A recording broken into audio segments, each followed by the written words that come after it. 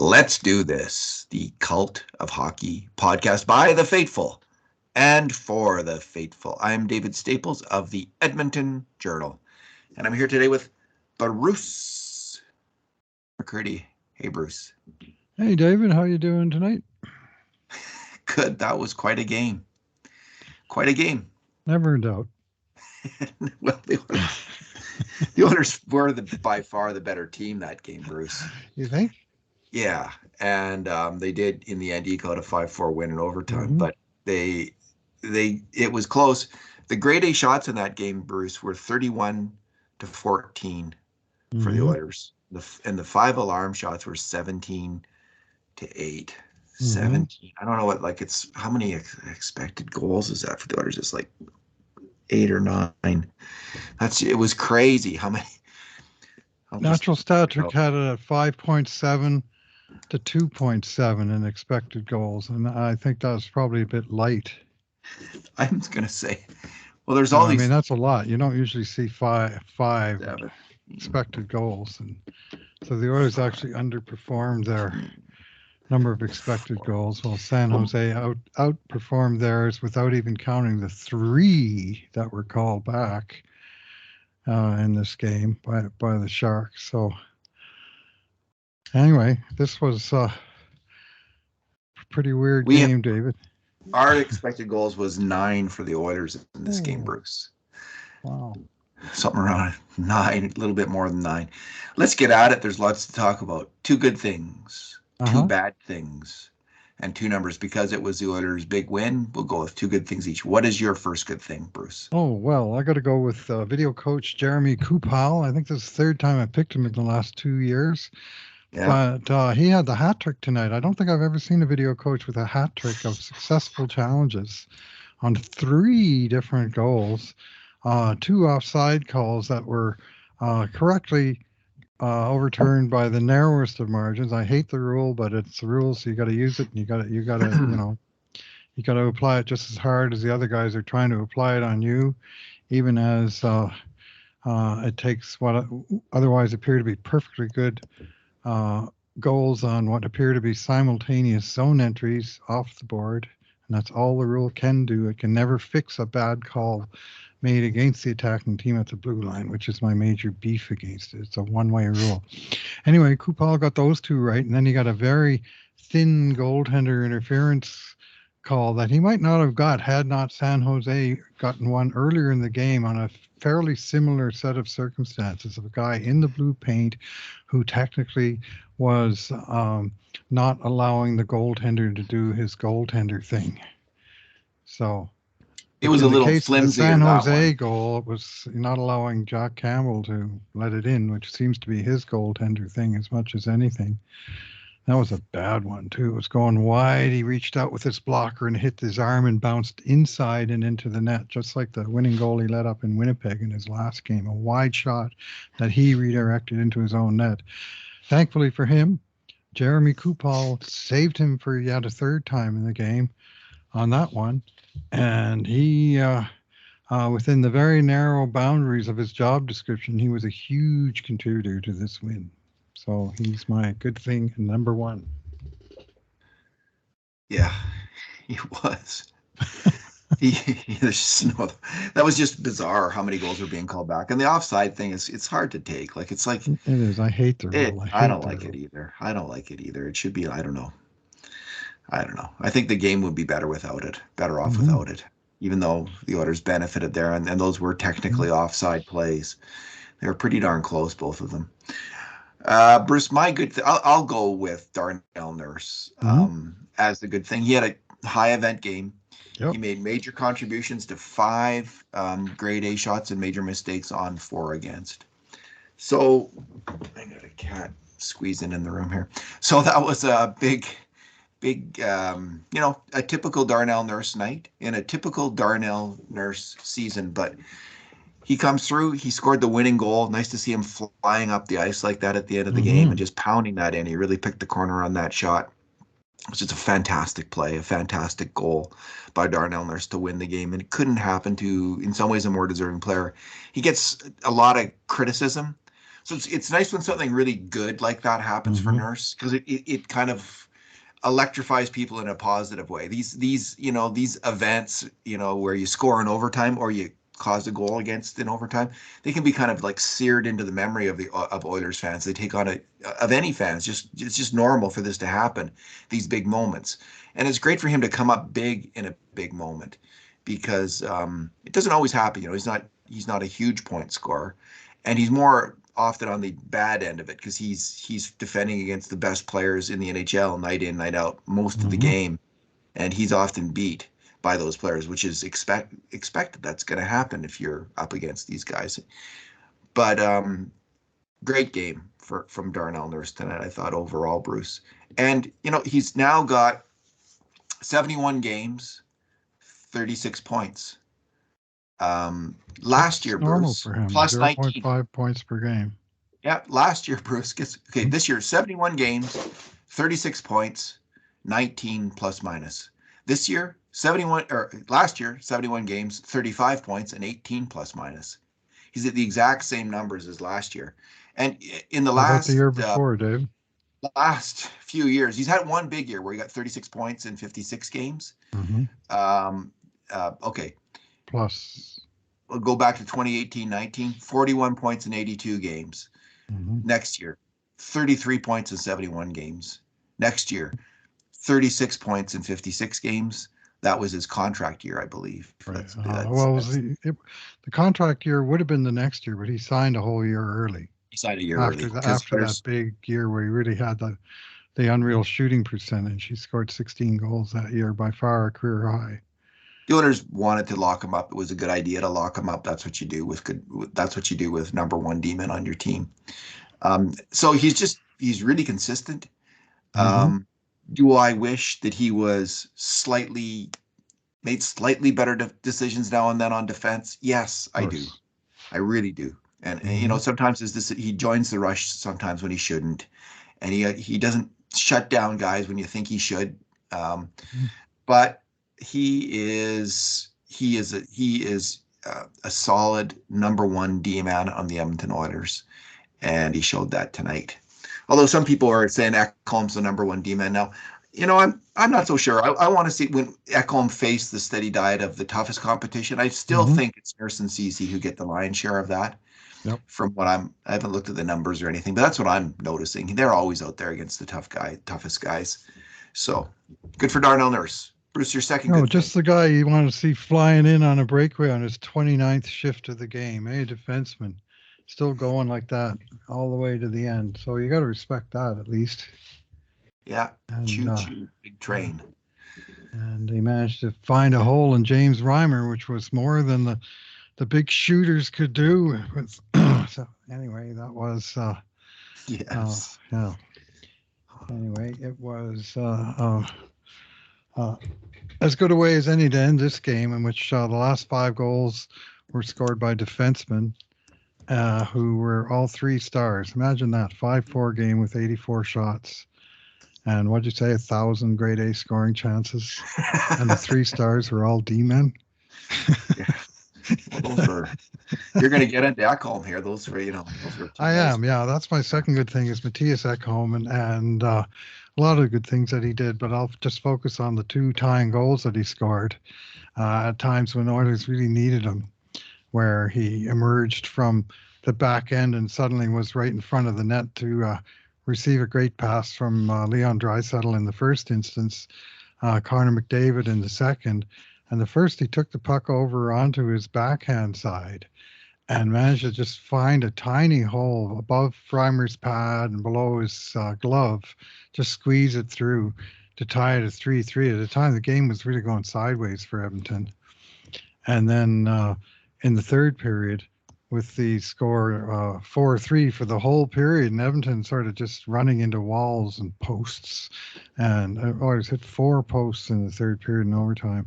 And they hit Reimer about 20 times. And anyway, it was Ekholm, of all people, for the second time in the game, who took it at this time in a 3-way passing play with Draisaitl to McDavid to Ekholm. And because each of the Star Oilers drew 2 players to him, there was just all kinds of room down the left side. and Ekholm just kind of casually brought it right into the face-off dot about 12 feet from the net, and then he wound up with a full slap shot, and he just bombed a rocket right into the top corner. Like the reverse angle replay of this, that shot could not have been more perfectly placed if he tried it 1,000 times. That's right in there, just a rocket. And I mean, for the goalie, like, I mean, that's got to be terrifying to see a great big bearded Viking wind up for that shot. And I thought, well, at least it didn't hit me on the way in and kill me. It just hit the net, tied the game.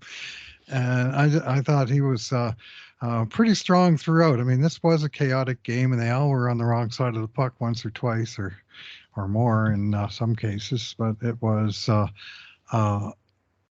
Ekholm really who was the hero, and I believe he was the first star of the three. Yes, he was, and probably deservedly so. And boy, have the Oilers' fortunes ever changed since he came here. Now it's 2 goals tonight, +2. He's through 10 games now, and I think he's got 9 points and +15 in 10 games.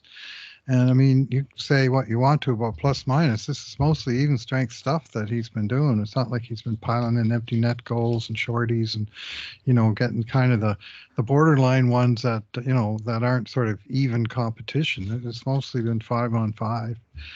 And for whatever reason, I mean, he's been getting saves behind him too, let's face it. But for whatever reason, the Oilers are badly outscoring the opposition when he's on the ice. And boy, what a breath of fresh air to have a player like that playing on the back end.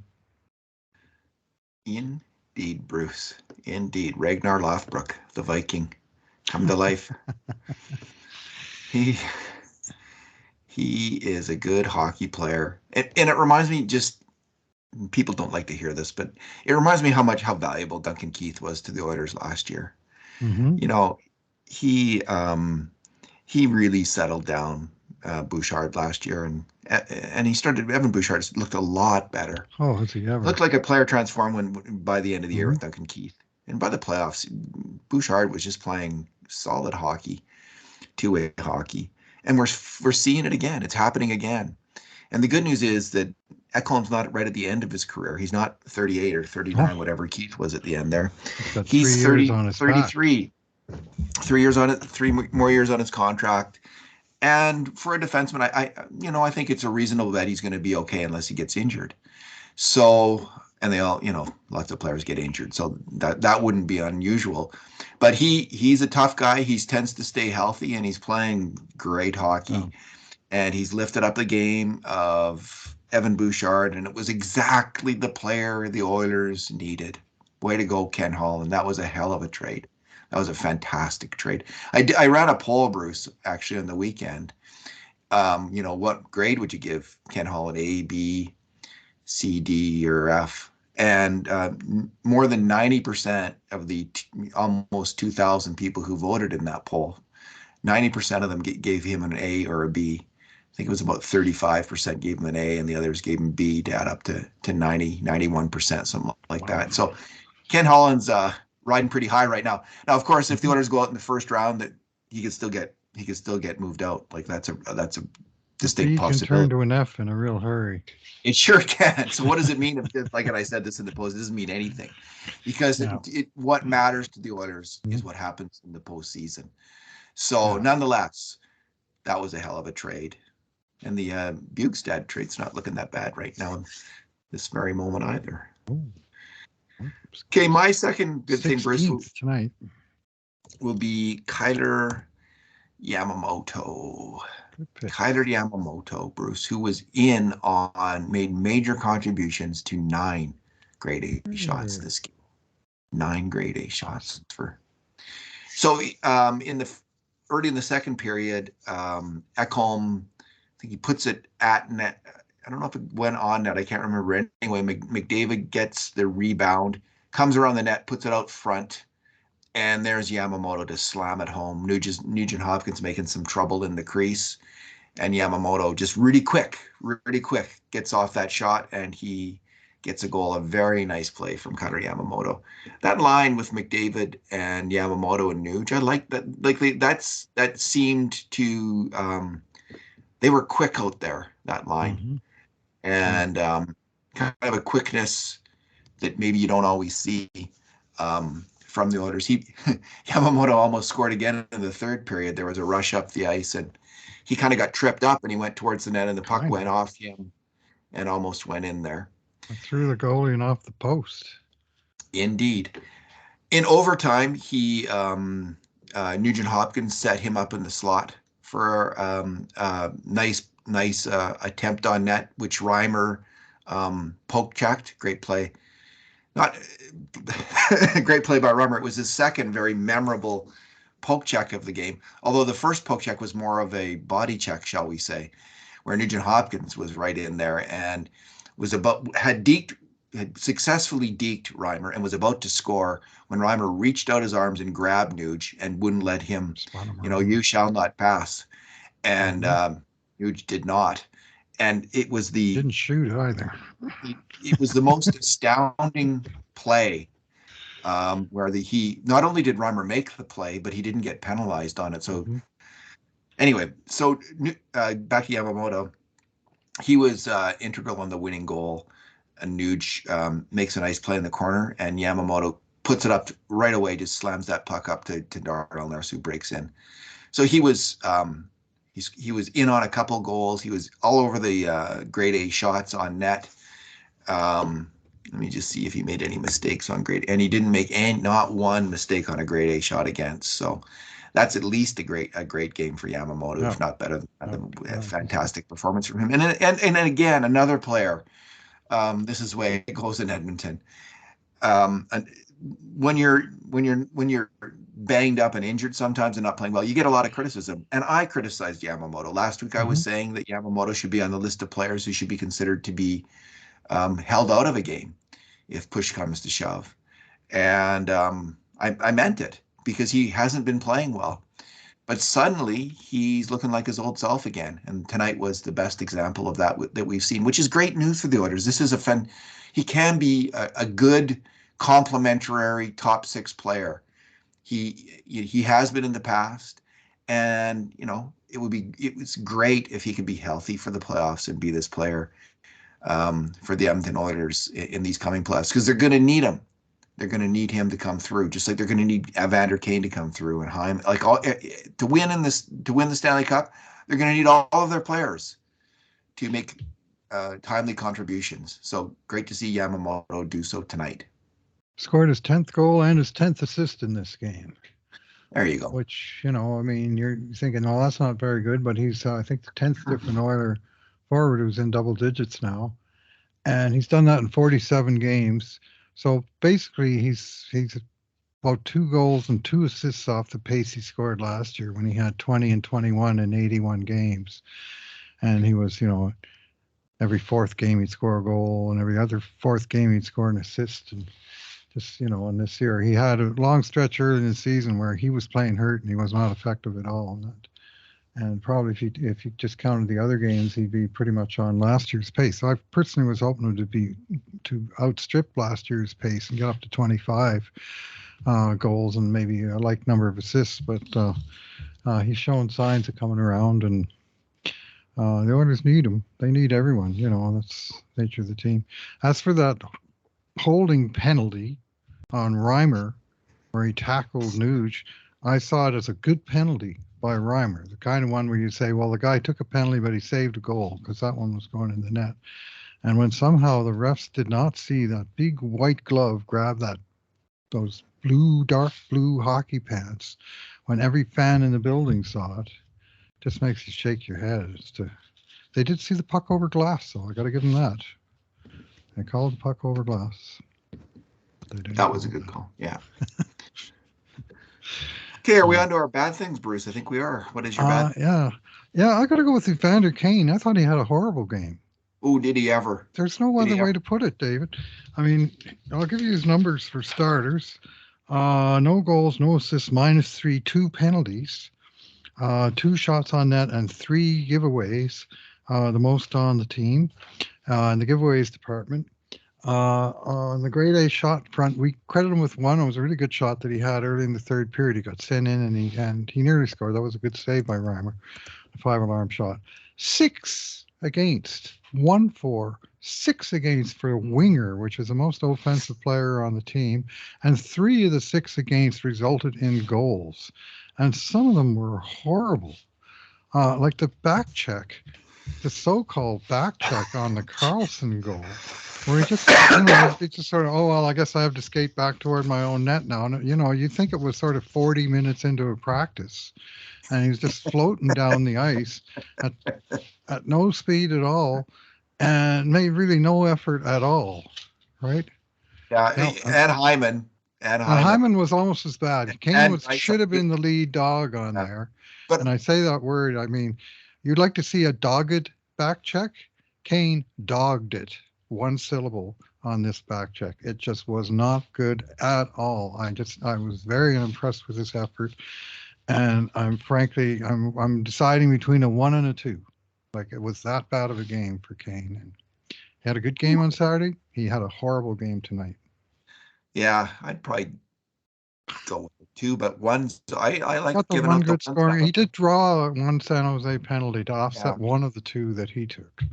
So I might find enough sort of marginally good stuff around the edges to avoid the dreaded one, because I really do hate giving them out. But man, he made a lot of mistakes in this game, and he did not win my admiration with the effort that he made on the defensive side of the puck. I mean, there was one in overtime there where was it number 7 on San Jose? I'm thinking, yeah, Nico Sturm, noted speedster Nico Sturm, and he was 1-on-1 against Evander Kane, and he just went right past him, just skated past him, drove in on net, and fired a hard shot on net.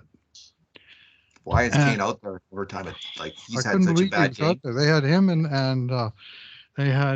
and Bukestad out for the second shift in overtime, and that happened. And I thought, that's 2 pretty slow players. I mean, Kane can be fast, but he wasn't in this game. He just didn't seem to have his head in the game. And I'll leave it there. I've criticized him enough, but that was nowhere near good enough for any player on the team, let alone one of your feature forwards. Yeah, and those scoring chances, like those are major individual mistakes. He's just not Yes. on the ice. Those are mistakes he made. And for a winger, like a winger, most wingers average less than 1 per game. Like Hmm.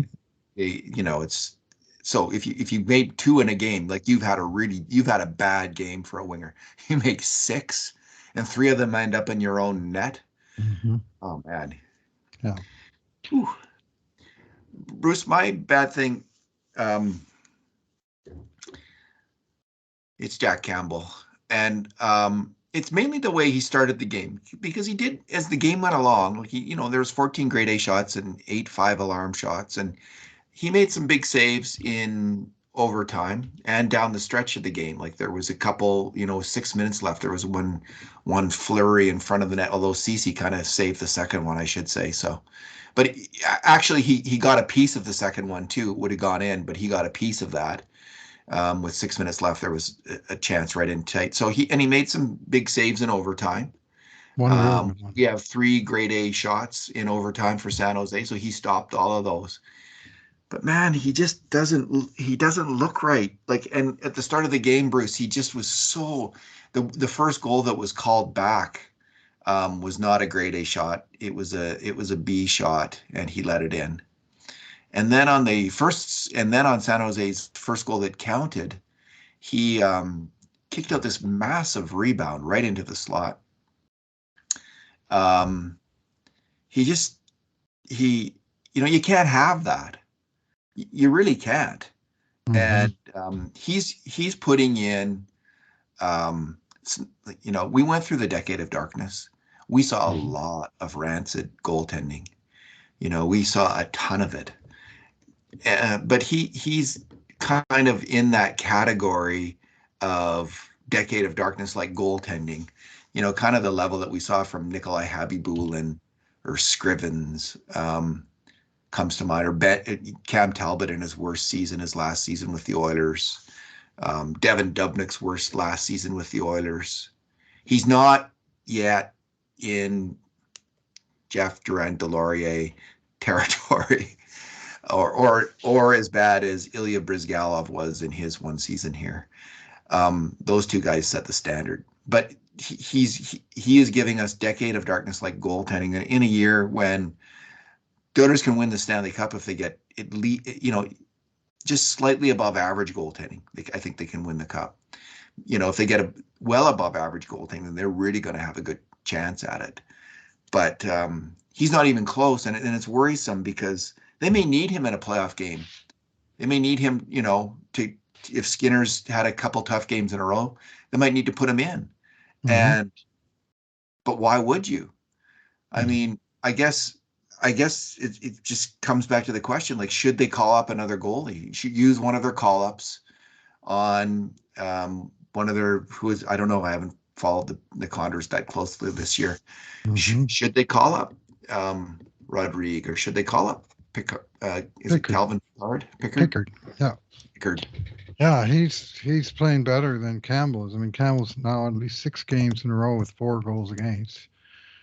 And let's not forget the 3 that were disallowed tonight. And I hated all 3 of those goals. I mean, the one early in the first period, first offside challenge, he was down on his knees before the shot was ever let go. And then he was waving at it and went into the top corner over his arm because he was down too low. And Gregor's shot that went off. Gregor's shot that went off the post, he was down on his knees too, and I think he was diving. Yes, there was a shot off the post. Second shot from outside hit the post. The third shot he stopped, but he punted the huge rebound onto the goal scorer's stick. The second disallowed goal, I think I referenced it already, where the shot was actually going wide and he overreached with his stick arm, and it hit his arm and bounced in. And then the Gregor goal that was disallowed, where it was just a cross-ice pass, and he just goes sort of diving face first across the net, and it went right under him and into the middle of the net. Like, even in diving across, he didn't seal the ice. So this is from Tyson Monroe on Twitter, TYS35. That's a goalie's number because Tyson is a goalie and a goalie coach. I followed him recently on Twitter, and he's got some good insights. And this is what he writes in one tweet about Jack Campbell tonight. And he says, as a goalie, meaning himself, Jack Campbell's technique and mechanics genuinely horrify me. Almost none of his game resembles anything taught this century. Weight is always on the inside leg and butterfly, and it pulls him off pucks constantly. It's so easy to see why he struggles. It is easy to see why he struggles. I mean, the going down thing too, like this perpetually going, like being small in the net, getting low. Yeah. Squeezing up. So Calvin Pickard has played 31 games this year. He's got 19 wins and it looks like 11 losses in total. He's got a .912 save percentage. Like, seriously, they should bring him up and give him a game. See how that goes. Because you might need 2 goalies in the playoffs to win the Stanley Cup, and I don't see it with Jack Campbell. It's not. He had one good month, and other than that, it's been this kind of level of goaltending. And I've seen enough, I guess. What about you, Bruce? Do you think that's too harsh? Well, we keep hearing about he needs time to work on his game, and then he comes back and it just looks the same. Like, he's not square to shooters. His feet are constantly moving. Like, he never seems to be settled and set for a shot. And he's deep in the net. He seems to, like, he's barely smaller than Stuart Skinner. But if you just look at the two of them in the net, it's like one guy's a giant and one guy is Lilliputian. Really. Gulliver's Travels. The other one's a Brobdingnagian and the other one's a Lilliputian, and it's terrifying. Like, I mean, even outside shots, I'm just sort of holding my breath. And sometimes he stabs out an arm and he gloves it, but he never seems to get his body in front of them. It's just, it's his technique. He's just lost it. Whatever he had, and he was a good goalie for a number of years. He was at least pretty good, and he's. Whatever it is that he had, it seems that he's gone. I mean, I got to say, I agree with Tyson Monroe's comments. His feet. Here's another one from him. I'll just give you one more. I had some questions about if Campbell can be fixed. Truthfully, I'm not sure. I know where I would start, though. I've made numerous comments over the season about Campbell's feet never being set. To me, this is a bigger concern than the questions about puck tracking. And that was a concern, too. So anyway, that was, and I just said the same thing about his feet, and I hadn't seen his tweet yet, but it's the same. He He's just never seems so. settled. He's just jittery. He seems Nothing nervous. makes me jittery more than have a jittery goalie. Sorry. Yeah, he just needs to work on his technique and his psychological game and figure out what's gone wrong here and come back next year. But I would Mhm. call up Calvin Pickard. That would be my move at this point. Like I would like to see that. And so Calvin Pickard last season in 43 AHL games had a 918 save percentage. Mhm. And this year he's got a 912 save percentage. He's a So proven these AHL #3 goalie, and I think he's played at least some NHL action in at least something like the last 8 years in a row. he's Usually played as a #3, but he's played a lot of. He's yeah, played it. He's been around a long time. He's not a guy who's going to come up and be intimidated by the NHL three if games they last year, chose to go that.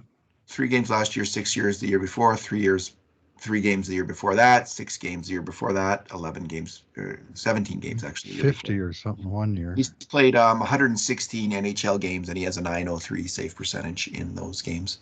So, he has never, if we're completely honest, geez, Calvin Pickard played 50 games for the Mhm.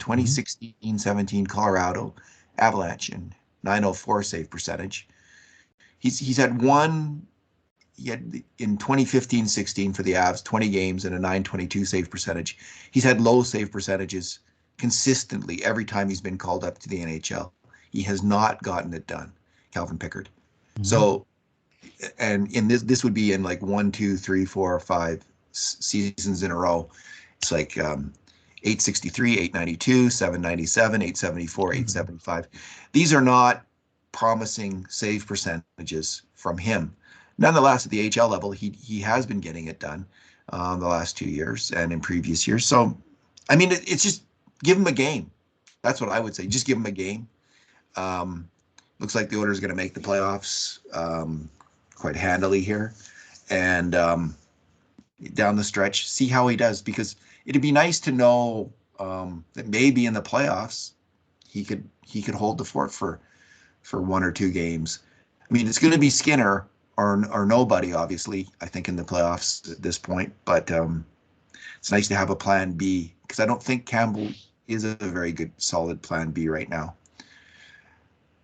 Yeah, Your number, well, Bruce. he's in 890 his last 7 games. Now these aren't seasons; these are games. 897, 826, 895, 857, 714, 842, 875. He hasn't had a This is single Pickard in his 90%. last. No, this is That's Campbell. Campbell. In Oh, his okay. I last thought you were 7 games, he hasn't had a giving me Pickard. single 90% game for 7 in a row. But Oh, which geez. is And it looked like he had that's turned sort of it your low around in bar for. January. Yeah, Looked like he had turned it around there. it He did. had a good January. It looked like this is it's like, hey, he's an okay goalie. Like Hmm. he's not great or anything, but he's playing league average here, and he did for about a month. And What the hey, Oilers need is a goalie can hold the other team below 4, because the Oilers themselves will score 4 way more often than not. They got 4 tonight, and it's should be enough to win. When you get 4, yeah, you should be able to hold the other guys down. Some of it obviously is on the team, but Skinner's getting it done. the good news is teams that win cups often do rely on one goalie through the whole shooting Yeah, match. Like it's a little less common now than it used to be. It used to be they just ran one goalie, and very rare, I think, to change goalies. But now you see that more often. But they'll change it up. someone But gets hurt like yeah, so hopefully Kemper did last year. Yeah. Stuart Skinner stays healthy, and he seems like that. All right, your number, Bruce. Yeah, I'm going to go with number 20, and that's number of shots on goal taken tonight by Leon Draisaitl 7, Ryan Nugent Hopkins 7, Connor McDavid 6.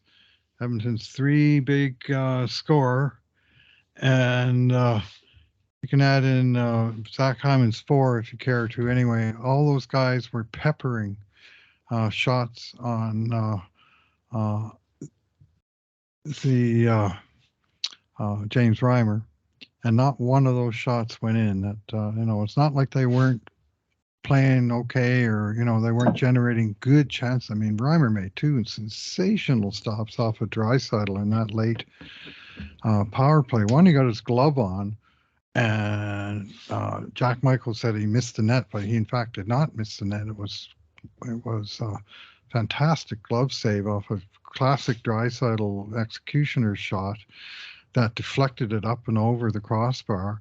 And then another diving save across the crease where, again, Leon got everything on the shot and he took it away. I mean, McDavid, he had trouble handling the puck tonight a lot. And he didn't seem to have a real, his magic hands were just sort of not there, but they started coming around late in the game, as often is the case. And he couldn't solve them. And Nuge was all around it. And I mean, all three of those guys also hit the post, and then none of which would even count as a shot, right?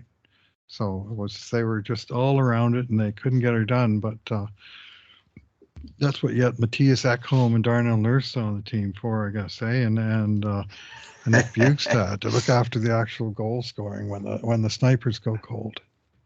Exactly. Bruce, my number is, I've already said it, top of the podcast, 31 grade A shots and 17 5-alarm shots. So just to put this into context, I think, and I'm not sure about this, I don't have all the historical records around, but I think this is the most grade A shots the Oilers have ever had in a game since we started tracking this.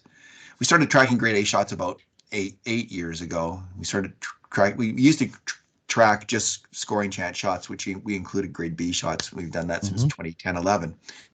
But since I think 2015-16, McDavid's first year, we've actually broken out the grade A shots. Anyway, this is the most I'm pretty sure this is the most we've ever counted in a game. This is the preliminary count. It's 31. So 7 times this year, the Oilers have had 20 grade A shots in a game. And the most, other than this game, was 26 against the Anaheim Ducks. And so they got 31 this game. So that's, that's a significant gap over 26. And the 17 5-alarm shots, which is a subset. So the grade A shots go in about 25% of the time, and the 5-alarm shots about 33% of the time.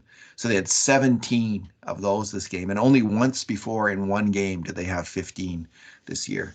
5 alarms. 5 alarms. So they just absolutely, they fired a lot of very dangerous, deadly shots on net. And James Reimer was the only reason this game wasn't an absolute blowout. And then, of course, the refs. I guess if the refs hadn't called it back anyway, let's forget about that part. But Reimer kept this from a blowout of the goals that counted, like, and the shots that counted. He was outstanding. Like, that was a tremendous performance from him. And he was also lucky, but yes, sure. He was outstanding. He was lucky on some saves, and he was lucky on several of those posts, and just some puck. He got some good puck luck, but he did play real well. For sure. All right. Should we leave it there? You got work still to do, I guess. Still got work to do tonight. All right. No way I'm going to capture everything that happened in that game. I don't think there's any way to. Don't even try. To make that possible. It's going to be broad brush strokes. Yeah, that's okay. Yep. That's okay. It's like the great Japanese artist, Bruce. They just do the one stroke fast, and that captures everything. And that's what you're going to do with your game grades tonight. All right. Thanks for talking tonight. Right. Thanks for listening, everyone. And in the meantime, and in between times, this has been another edition of the Cult of Hockey podcast.